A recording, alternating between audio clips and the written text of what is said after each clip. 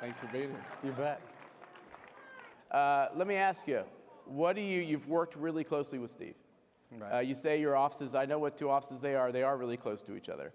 What do you like the most about him? Hold on, let him think. I love how many collars he wears.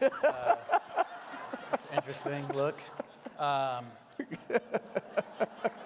One thing, we're different, but we're very similar, is that I think that he is very dogged in making sure that every day the promises that President Trump has made are the promises that we're working on every day, number one. Yeah, I can run a little hot on occasions.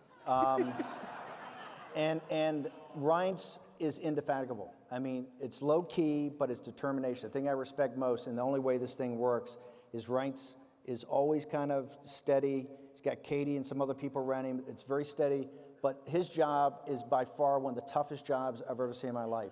To make it run every day, to make the trains, and you only see the surface, what's going on underneath, and planning what's 3 weeks down the road to the degree that we're planning it, of all these EOs and legislation, and whether it's a tax reform bill. Reince is indefatigable in saying, we got to drive this forward, we got to drive this forward. The reason Reince and I are good partners is that we can disagree. It's not only not going to get better, it's going to get worse every day in the media. And here's why. But by the way, the internal logic makes sense. They're corporatist, globalist media that are adamantly opposed to an economic nationalist agenda like Donald Trump has. Here's why it's going to get worse. Because he's going to continue to press his agenda.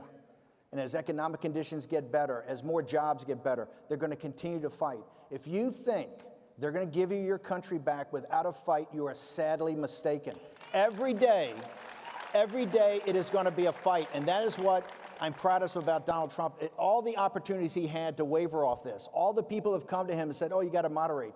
Every day in the Oval Office, he tells Reince and I committed this to the American people, I promised this when I ran, and I'm going to deliver on this.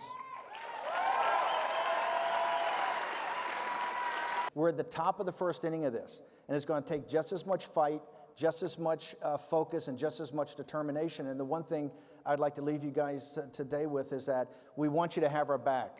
But more importantly,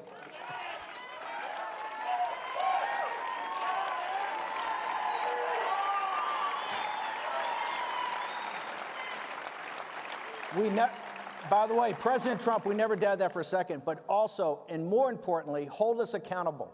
Hold us accountable to what we promised. Hold us accountable for delivering on what we promised.